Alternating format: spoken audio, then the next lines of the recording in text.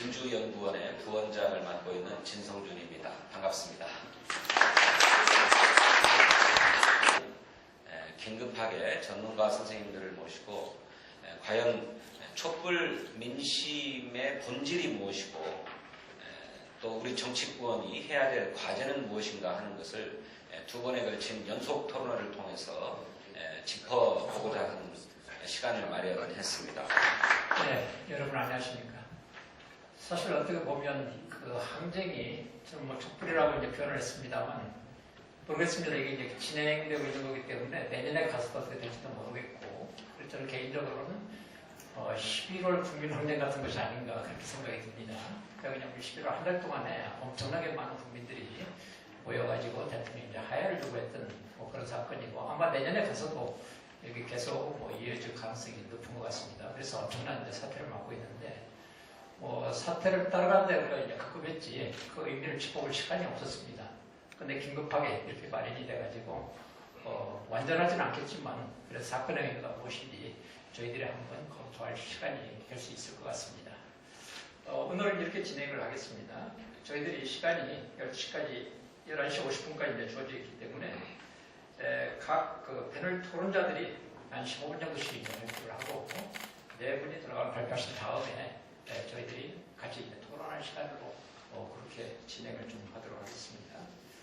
우선 패널 토론자분들을 제가 소개 좀 시켜드리겠습니다. 그 한겨레 산인 기자로 계시는 김의겸 기자님 나오셨습니다.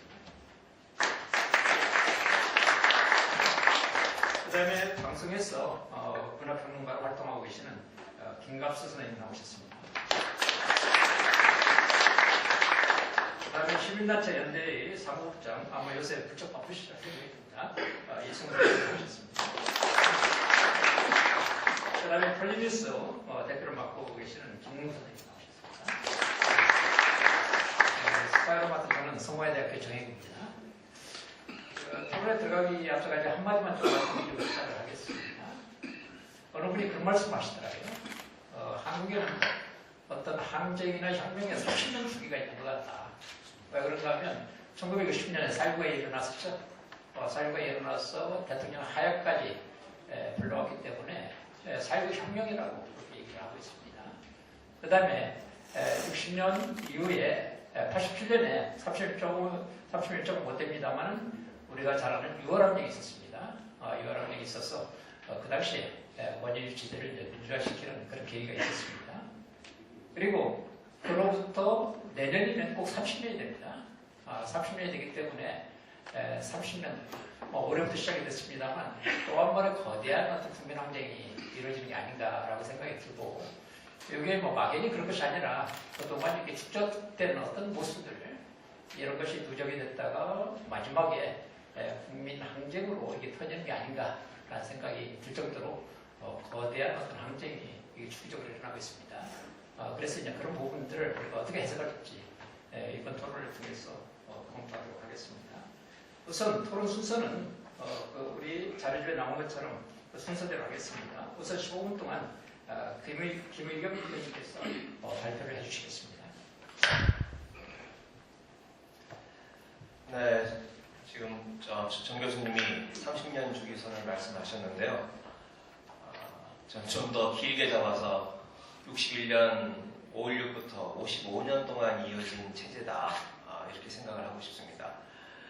이 광장의 촛불은 한겨레나 JTBC 보도가 촉발을 한 측면도 있지만 그렇게 갑자기 켜진 게 아니라고 생각합니다. 그 전조가 이미 지난 4월 총선 때 나타났습니다. 국민들은 이 박근혜 대통령을 정점으로 하는 이 앙시앙리즘에 대해서 아주 내버렸고요. 당시 선거 기억하시겠지만 굉장한 그 야권의 극심한 분열이 있었습니다. 그럼에도 불구하고 민주당이 제1당을 차지한 여소야대를 만든 그런 기적 같은 일이 벌어졌습니다.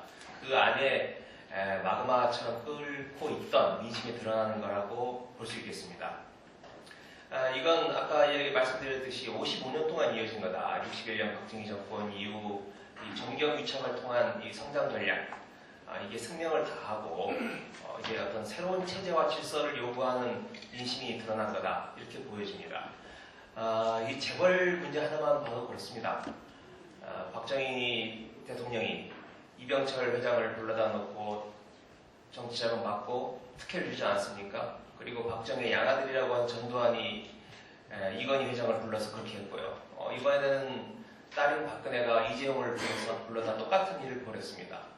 같은 일이 이 55년 동안 3대에 걸쳐서 대대손손 이어져 왔던 모습이다. 이런 모습에 대한 국민들의 분노가 이번에 표출된 거다라고 생각합니다. 우리 사회 보수 세력도 마찬가지입니다. 이게 박근혜 정권의 무능과 부패에 대해서 갑자기 촛불이 켜져서 위기의식을 느낀 게 아니라 이미 4월 총선 때부터 위기의식을 느끼고 뭔가 변화를 시도했다고 생각을 합니다.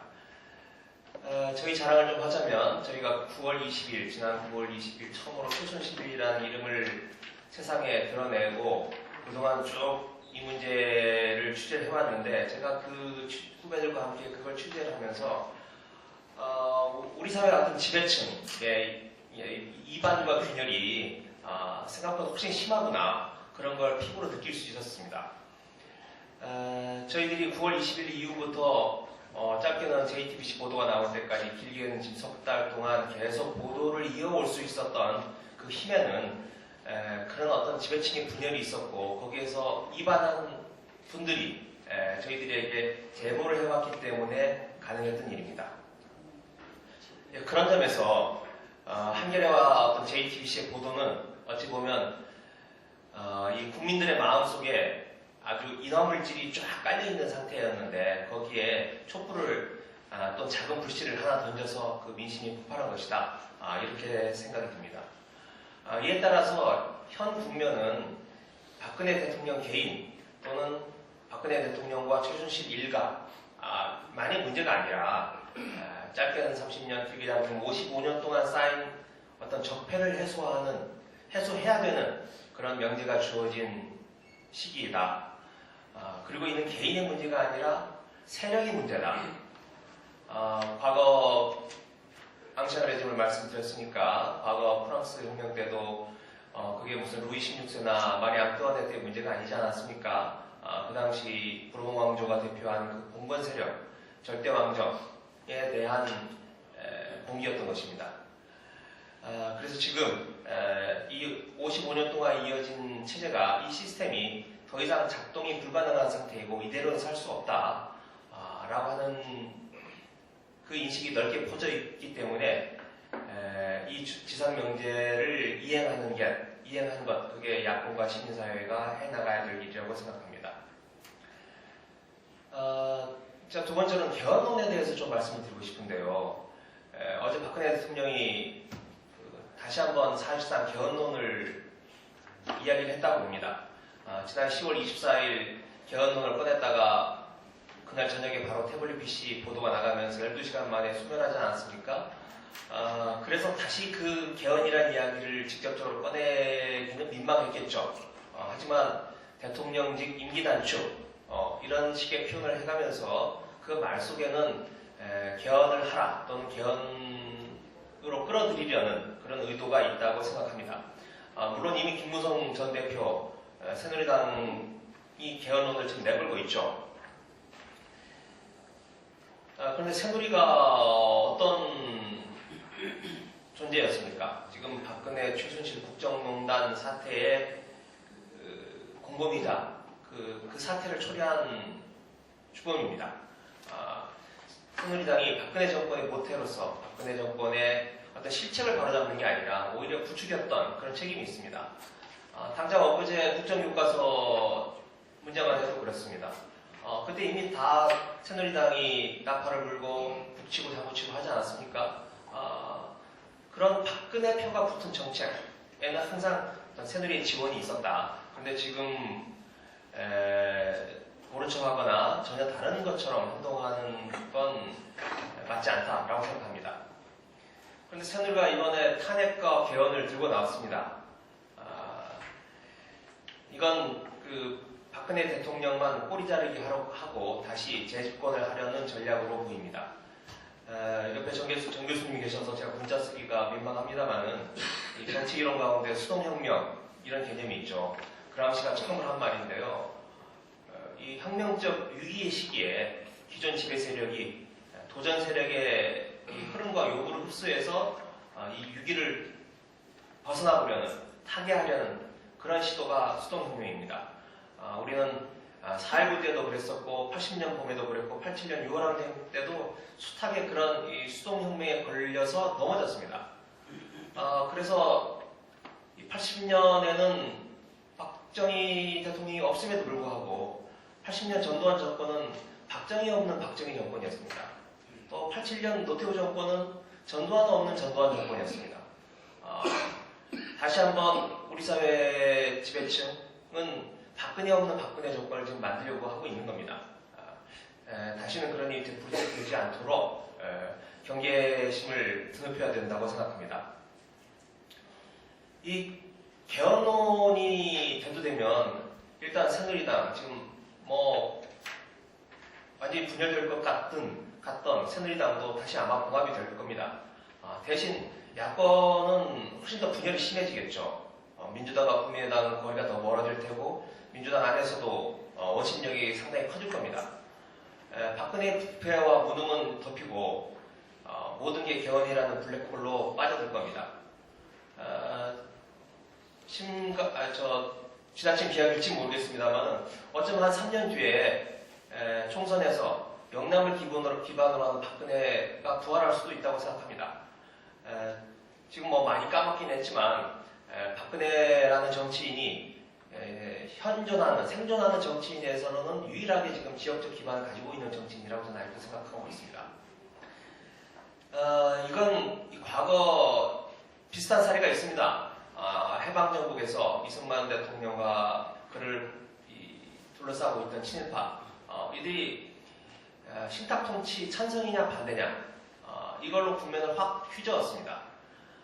또 공산주의냐 민주주의냐 이런 거짓 전선을 만들어서 당시 시대적 과제였던 친일파 청산이라고 하는 과제를 흐려버리고 친일파들이 다시 부활할 수 있었습니다. 지금도 비슷하게 개헌론에 대해서 찬성이냐 반대냐 이렇게 국면이 만들어진다면 이건 말하자면 그쪽 프레임에 걸려서 넘어지는 거다 이렇게 생각이 듭니다. 물론 이제 야당에서도 이 개헌론에 대해서 굉장히 다양한 생각들이 있는 걸로 알고 있습니다. 그래서 어떤 많은 분들이 저는 오랫동안 소신인으로 지켜온 걸 제가 잘 알고 있습니다. 그런데 지금 저는 이렇게 생각합니다. 지금 야당 내에서의 개헌론자는 신념형 개헌론자가 있고 또 생계형 개헌론자가 있다 이렇게 생각을 합니다. 그래서 신념형은 오랫동안 이 자신의 소신으로 가져오고 굳은 신념으로 지켜온 분인가 하면 저분이 언제 저런 개헌론을 말씀해왔던가 싶었던 분들이 들고 나오는 분이 계십니다. 이건 현재 판으로는 자신에게 돌아올 몫이 적기 때문에 뭔가 판을 흔들어 보자 라는 그런 생각을 가진 분들이라고 생각을 합니다. 저는. 그런데 이 야당에서 개헌을 하고자 하시는 분들은 한번 과거의 사례를 한번 살펴볼 필요가 있다고 생각합니다. 그게 저는 정확히 30년 전의 이민우 부상이라고 생각을 합니다.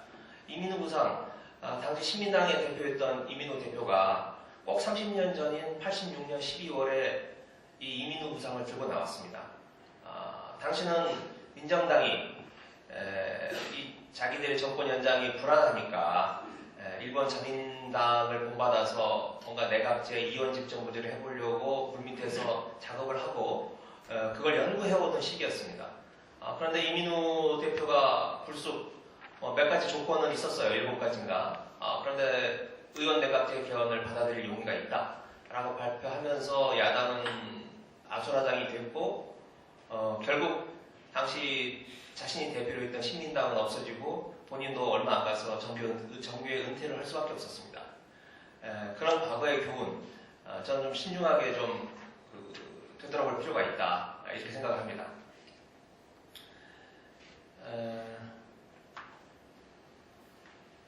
그럼 앞으로 이제 무엇을 할 것인가? 그래서 저는 이런 개헌의 함정, 개헌의 덫을 벗어나고 좀 질서 있는 진군을 했으면 좋겠습니다. 야당이. 지금 추미애 대표가 야3당 대표회의를 하면 탄핵이 2일이 될지 9일이 될지 잘 모르겠습니다만은 이 탄핵 의결 이후에 한 2달가량 이 권력의 공백기, 진공기가 도래할 겁니다. 이 기간을 저는 헌법과 법률이 허용하는 내에서는 최대한 모든 권력을 국회로 가져오는 노력을 해야 된다고 생각을 합니다. 그래서 뭐 심하면은 입법 독재라는 말을 부를 정도로까지 이 권력을 의회가 가져와야 된다라고 생각을 합니다.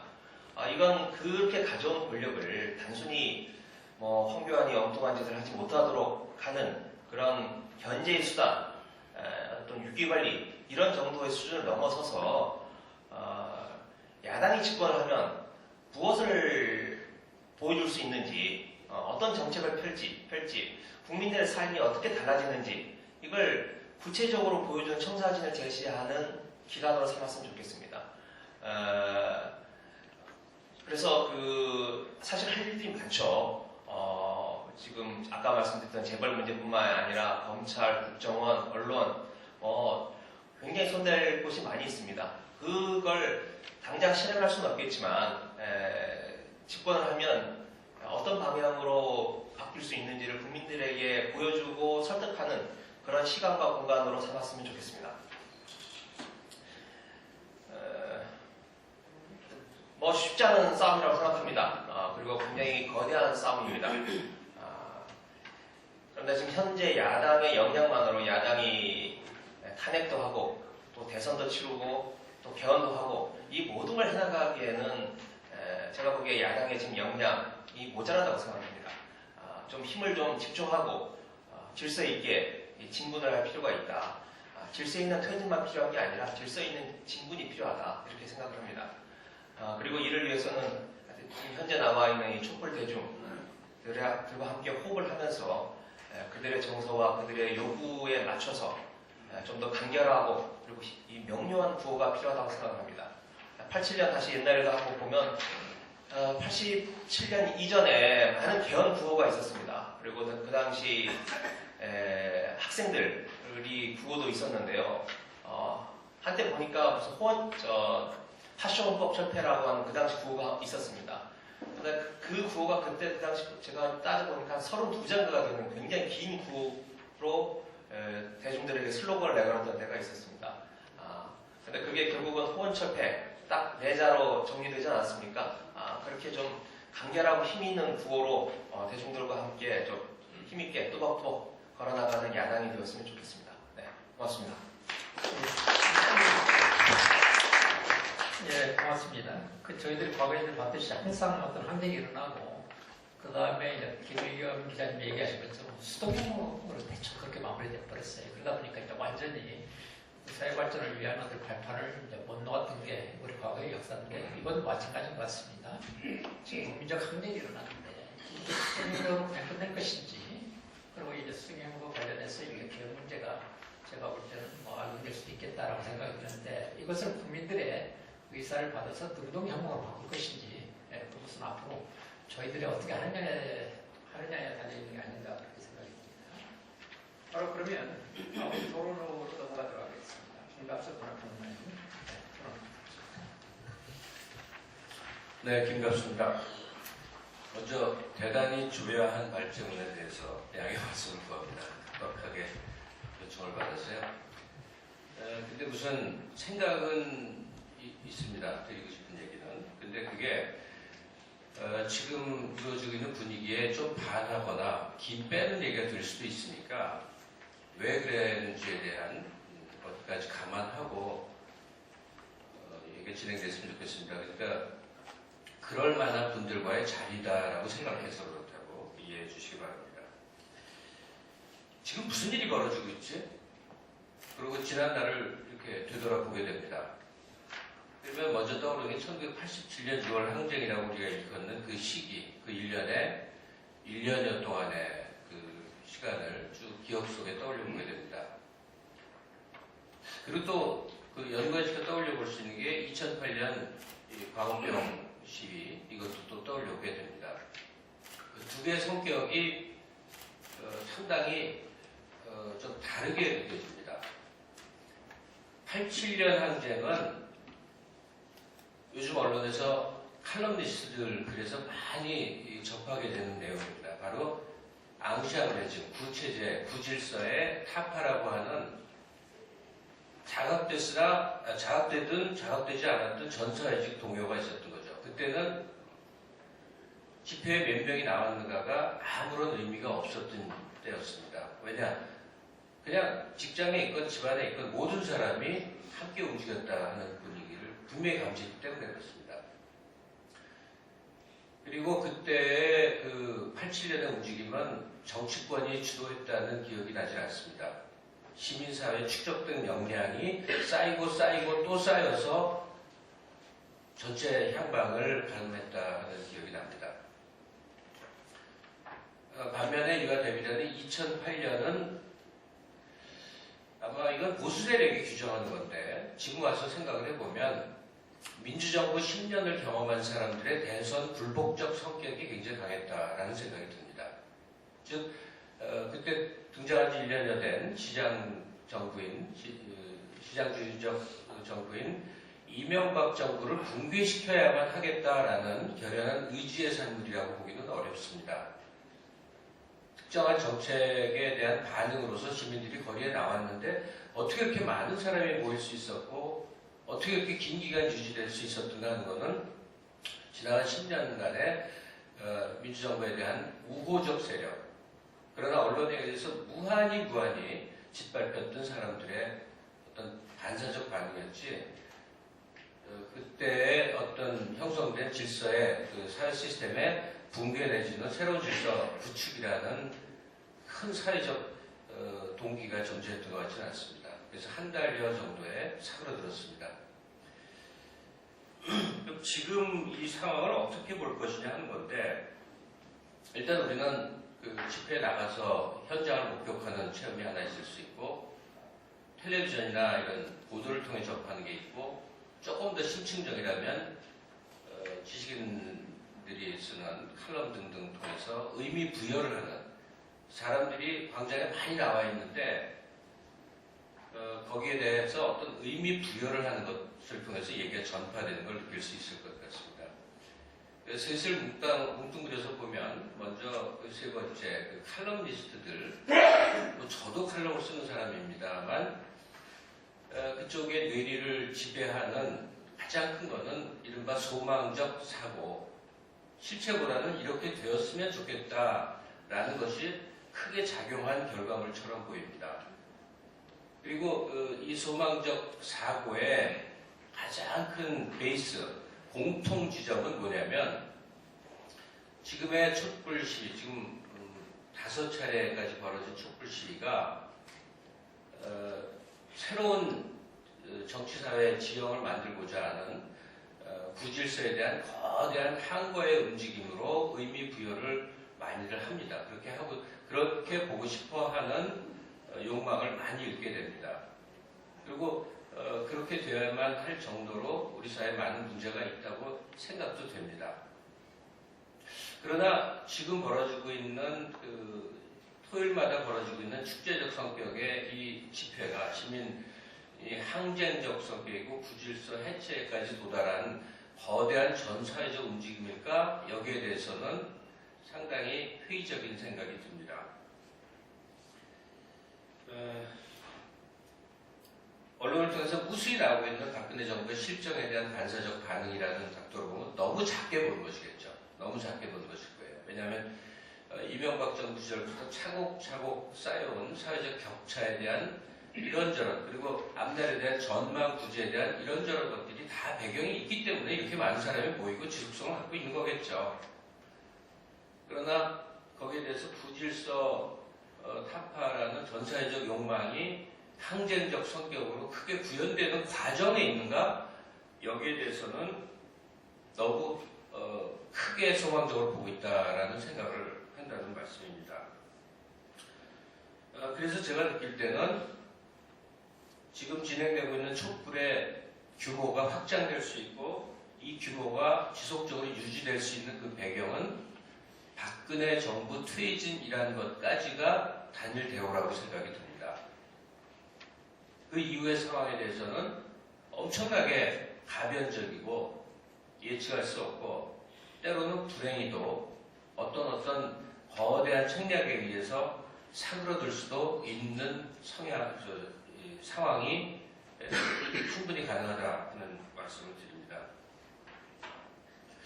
근데 이 촛불은 누가 주도했는가? 그리고 누구에 의해서 주도될 것인가? 이 촛불로 인해서 빚어진 여러 가지 요구와 발언들이 누구에 의해서 수렴되어야 하는가? 여러 가지 제가 벌려놨습니다만 이번 촛불 집회에서 요구되는 제반 사항들 또 변화에 대한 갈망들은 아마도 정치권으로 수렴이 될 것 같습니다. 과거의 한국 사회는 정치권이 사회를 리드하는 점이 변화와 개혁에 있어서는 리드하는 점이 상당히 약했습니다. 정치권보다는 시민사회 영역에 정말 다원적인 움직임들이 크게 배경에서 작용을 했는데 지금은 그렇게 보지가 않습니다. 정치권에다가 아마 시민사회들이 촛불들이 이제 니들이 해결책을 내놔라라는 그런 방향으로 흘러갈 것 같습니다. 그런데 저는 정치권의 사람은 아닙니다만 정치권에 대한 기대 속에서 이 변화를 선도해야 될 것으로 야권 세력을 바라보게 되는데 너무나 이제 선도적인 너무나 수동적인 모습을 많이 보게 됩니다.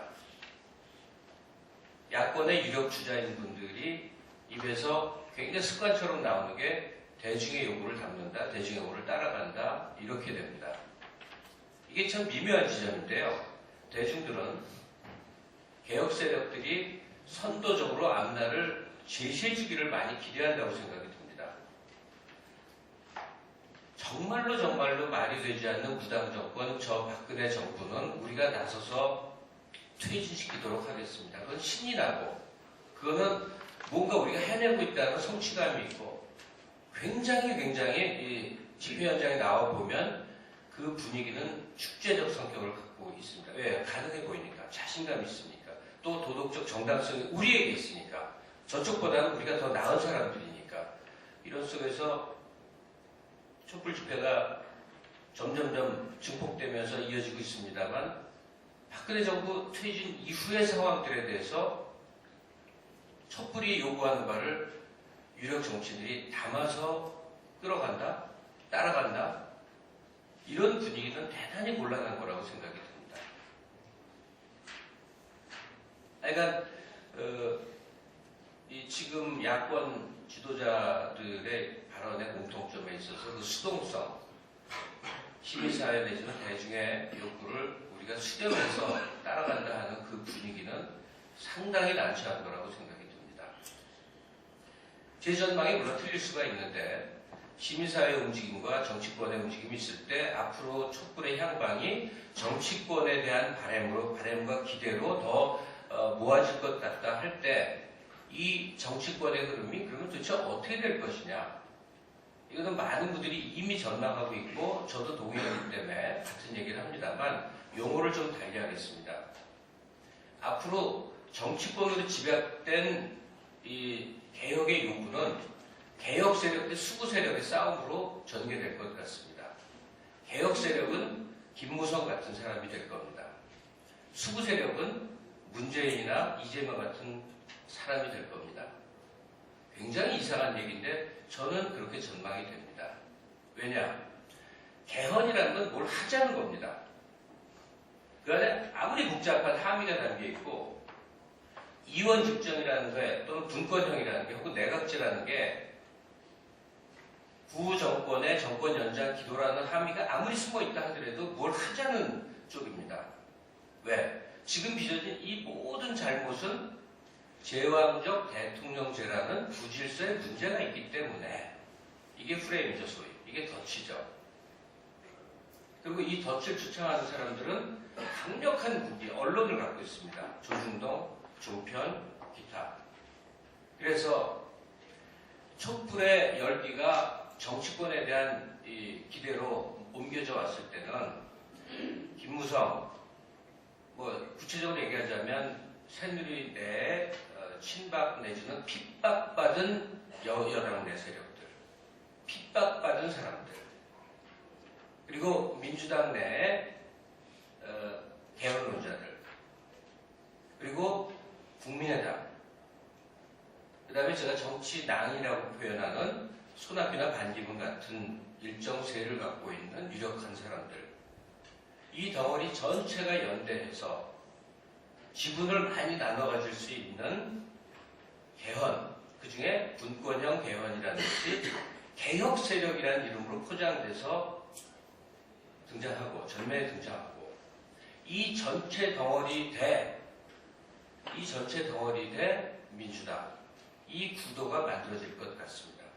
그것이 우리가 과거에 경험했던 3당 합당이고 지금 앞으로 전개될 것이 신 3당 합당적 성격의 정치적 귀결점이 되지 않을까 하는 우려가 생깁니다.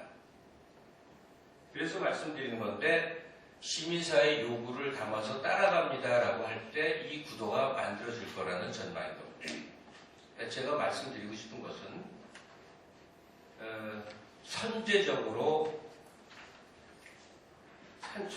파격적 발상을 내던 하여튼 어떻게 해서든 새로운 그림을 그려내는 모습이 개혁 진영, 저는 이제 진보 진영과 개혁 진영을 좀 구분해서 용어를 쓰는데 개혁 진영은 굉장히 넓게 희석된 의미에 넓게 보는 건데 개혁 진영의 모태라고 할 수 있는 민주당 내에서 정치권의 선도적 어떤 생각의 이 슬로건이 됐건 뭐건 방향성을 제시하지 못한다면 제가 말씀드린 제왕적 대통령제를 만하게 근원으로 한 구정권이나 개혁 세력으로 포장된 쪽 전체 크게 연대된 이 덩어리와 구질서에 집착하는 듯이 또 매도되어 있는 민주당 간의 싸움을 흘 것이다라고 여기까지 말씀을 드립니다. 예, 고맙습니다. 그래서 어떻게 할 것인지에 대한 의견은 없습니다. 예, 고맙습니다. 굉장히 중요한 말씀을 하신 것 같아요. 그 국민들이 대통령이 퇴진까지 하면 이후에 사실 과거처럼 그 시민사회에서 한 명씩 누가 있는 것도 아니고 바로 이제 정치권에서 그 문제를 해결해야 되는데 정치권의 이해관계를 좀 보면 좀 복잡해요. 제가 항상 이거 보면 느끼는 게 뭐냐면 국민들 생각과 정치권이 뭔가 불가기적인 것 같다는 생각이 들어요. 국민들이 뭔가를 제시하면 그걸 대표하고 그 정신을 받아서 이렇게 일하는 것이 아니고 그것을 살짝 비틀어가지고 자신들의 원하는 방식으로 이게 이제 바꿔내는 어떤 정치권의 어떤 여러 가지 이해관계가 있는 것 같습니다. 그렇기 때문에 대통령이 퇴진하고 나서 정치권에서 이 문제를 어떻게 이제 다루느냐라는 문제가 한국 민주주의 발전에서 굉장히 중요한 문제인데 그 문제가 생각보다 쉽지 않은 것 같다라고 생각이 듭니다. 그러면 다음 패널 토론으로 넘어가도록 하겠습니다. 시민사회 연대단체에 계시는 이승우 사무국장님께서 발표를 해주시겠습니다. 네, 안녕하십니까. 시민사회단체 연대회 사무국장이고 지금은 비상국민행동에서 상황실에서 일을 하고 있습니다. 그래서 아마도 제가 드리는 말씀들은 이제 좋은 말씀 많이 해주셨고 또 앞으로 해주실 거라 생각을 하고요. 아무래도 현장의 목소리와 그리고 현장에서 담아낼 수 있는 희망과 관련된 이야기들을 주로 좀 해드릴 수 있을 것 같습니다.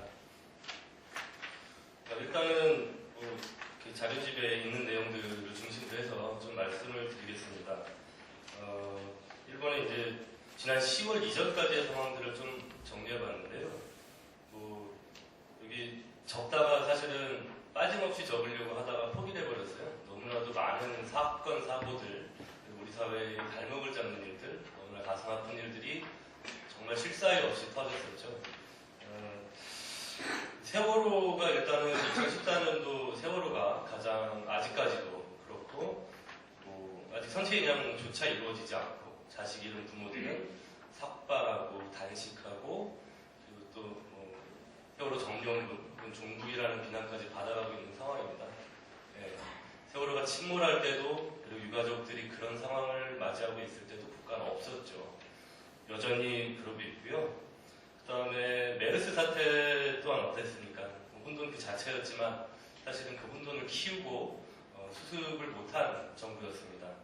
그리고 한국사 교과서 국정화, 말 그대로 정말 담에다 대고 이야기를 하는 그런 형국이었고요. 그리고 위안부 피해자들에 대한 불효 합의, 예, 뭐 제가 굳이 설명을 안 드려도 아마 굉장히 답답해 하셨을 거라 생각을 합니다.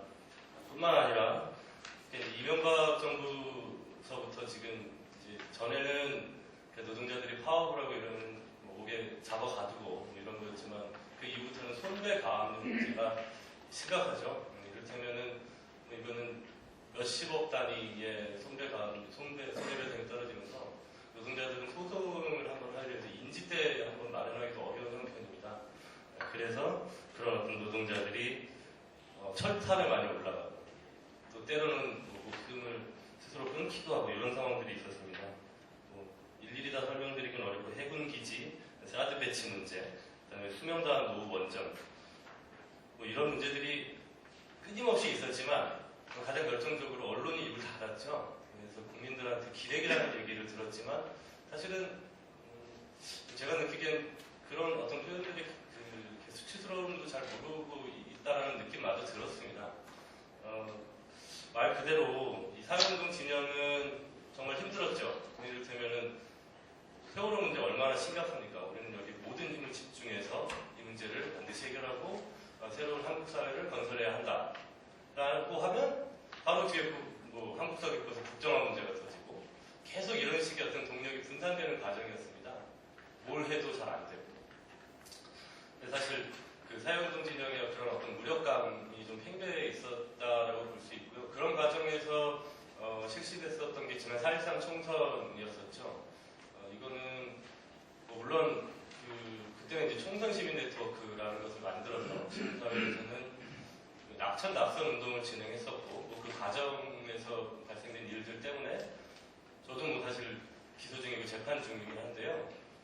결과는 어찌됐건 좀 예측을 하지 못했어요. 저도 사실은 굉장히 뼈아프게 반성을 하고 있는데 사회운동을 하고 있는 사람으로서 어떤 현재 민심의 흐름들을 제대로 읽고 있지 못했었구나라고 하는 부분들에 대한 반성을 좀 했습니다. 그리고 기대감도 좀 가질 수 있었죠. 여소야대 정국이 됐으니 이제 우리도 뭔가 해볼 수 있지 않겠느냐라고 하는. 하지만은 뭐 이후에 또 더 말씀을 드리겠습니다. 그리고 나서 이제 200만의 촛불, 바로 지난주였었는데요. 눈 비가 오는 상황에서도 200만이 모였습니다. 이게 이제 뭐 저도 잘 몰랐었는데 대한민국에서는 물론이고 뭐 아시아, 세계에서 유례를 찾기 힘든 그런 어떤 집회였었다라고 합니다. 그리고 참여했던 사람들도 점점 뭐 아이들, 그다음에 청소년들, 뭐 이렇게 가족 단위로 참석을 많이 하고 말 그대로 이제 살아있는 민주주의 학습장이라는 말을 참여하고 있는 분들 스스로 좀 하고 있는 상황이고요. 다만 저는 이 부분에 대해서는 우리가 좀 아까 다른 평론가님께서 말씀하셨지만 이게 사회운동이 끌어온 것도 아니고요. 정치권에서 만든 것도 아니다라는 사실을 좀 냉정하게 객관적으로 받아들여야 할 필요가 있다고 생각을 합니다. 제가 어떤 회의에서 어찌됐건 이 200만 촛불을 어떻게 지도할 것인가, 이 민중의 흐름을 뭐 어떤 방식으로 이끌어야 할 것인가, 뭐 이런 얘기들, 혹은 그런 일도 있었죠. 그 100만 촛불의 과정에서 뭐 야당 대표가 뭐 영수회담이라는 사실 좀 표현도 정근대적인 것 같긴 한데 지금 이 상황은 누구도 200만 촛불을 대표한다고 자임할 수 있는 상황이 아니에요. 그것은 지금 퇴진행동, 그러니까 비상국민행동의 지도부도 마찬가지고요. 뭐 물론 국회의원님들이 민주적 정당성을 획득해서 의원을 하시고 계시긴 하지만 그 민주적 정당성과 200만 촛불의 대표성은 다르다라고 생각을 합니다. 그래서 지금 그런 어떤 200만 촛불의 흐름들을 좀 잘 판단을 하고 스스로 함부로 대표성을 창칭하는 세력이 나타나서는 안 된다. 그리고 그것이 결국 200만 촛불의 동력을 흐릴 것이다라고 하는 걱정이 좀 있습니다. 그리고 그렇다면은 광장의 200만 촛불은 뭘 의미하는가? 이들은 뭘 외치고 싶어 하는가에 대한 이야기를 좀 하고 싶은데요. 저같이 사회운동을 하고 있는 사람들은 이 광장에 모인 200만의 촛불이 분산되지 않고 정말로 우리 사회를 변화시킬 수 있는 에너지, 어떤 동력으로 전환되어야 한다라고 하는 그런 어떤 책무를 가지고 있다고 생각을 합니다. 지금 광장에서 가장 많이 나오는 구호는 박근혜 퇴진입니다. 박근혜 퇴진이라는 구호가 정말 많이 나오는데요. 초등학생들까지 퇴진해야 한다. 저도 이제 100년을 따라가면서 초등학생의 이야기를 들었는데 엄마 박근혜 퇴진 아직 안 했어? 이렇게 물어보고 왜 안 한대? 이런 어떤 그런 가족 간의 어떤 대화들도 좀 들을 수 있었는데요.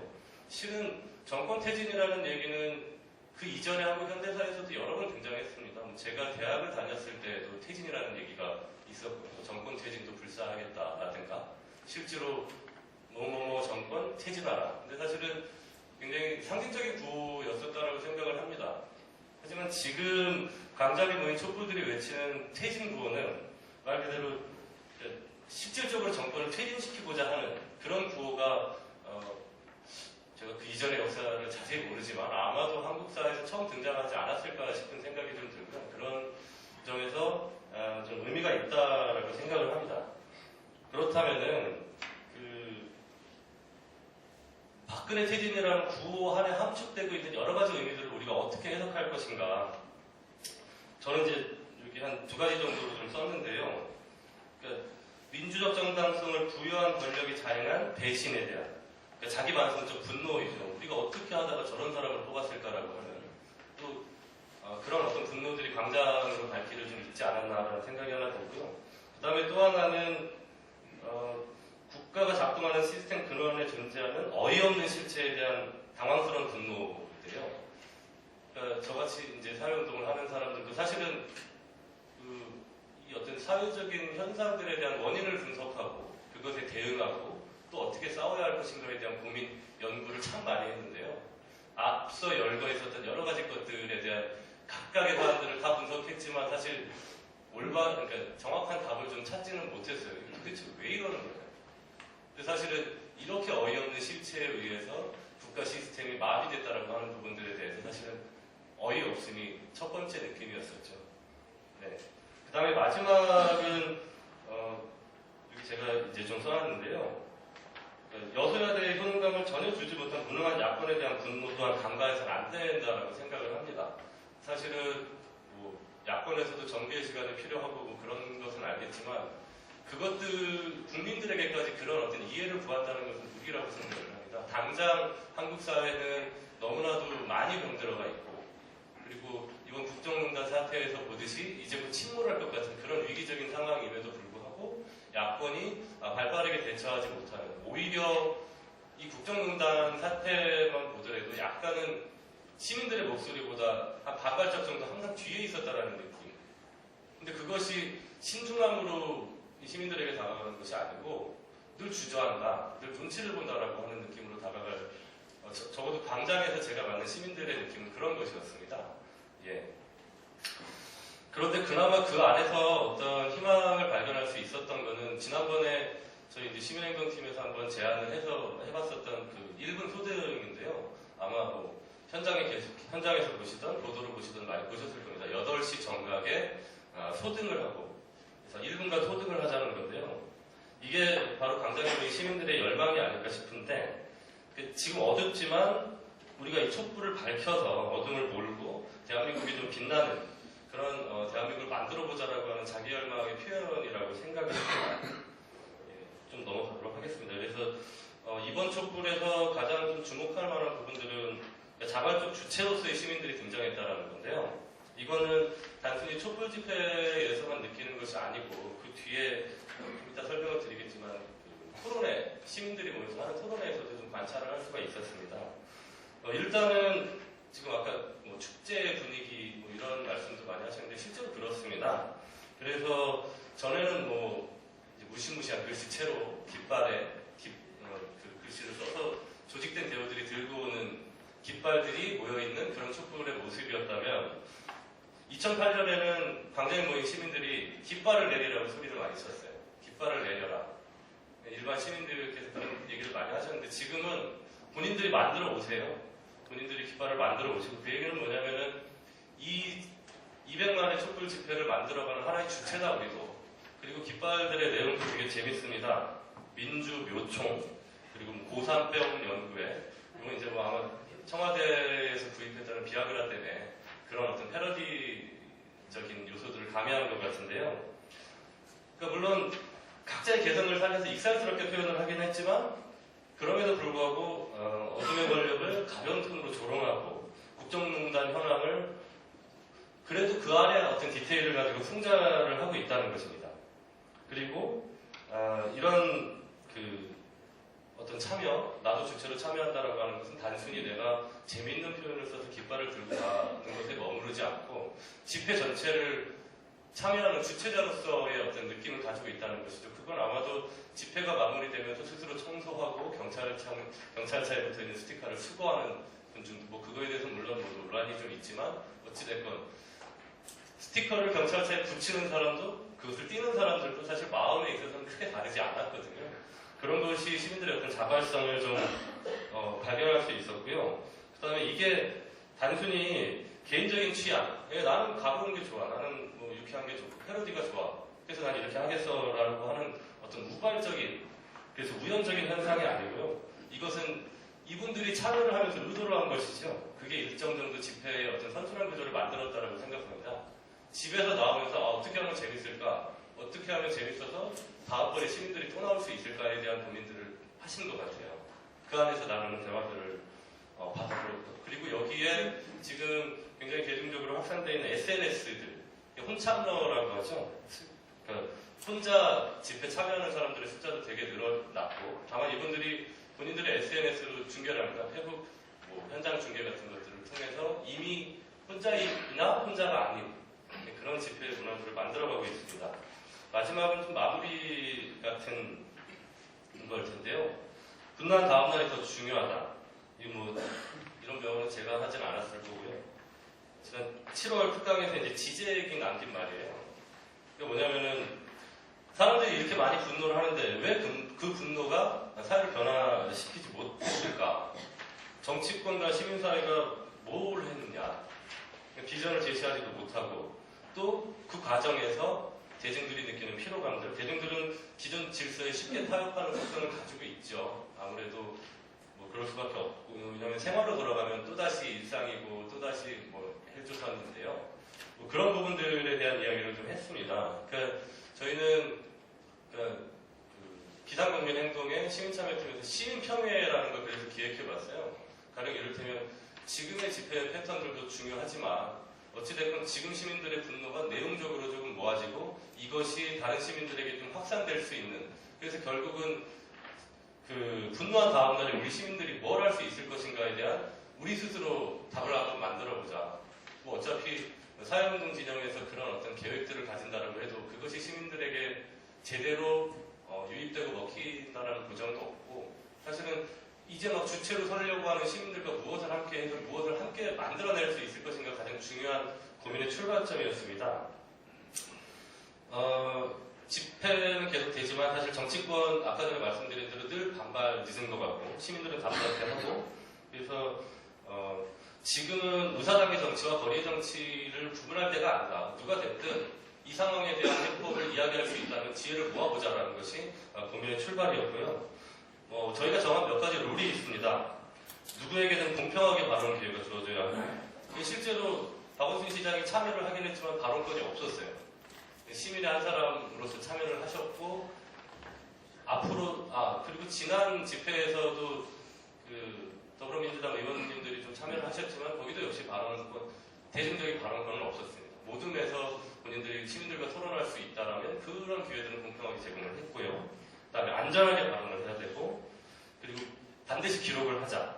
그 다음에 사회운동 진영에서 억지로 어떤 결론을 내려고 하지 말자. 어차피 시민들은 따라오지 않는 본인들이 말하고 합의한 게 아니라 대략 그런 내용들을 가지고 진행을 해봤습니다. 그리고 그 밑에 이제 그거는 이제 이 토론회에서 던졌던 질문들을 조금 정리를 해봤습니다. 퍼센테이지로.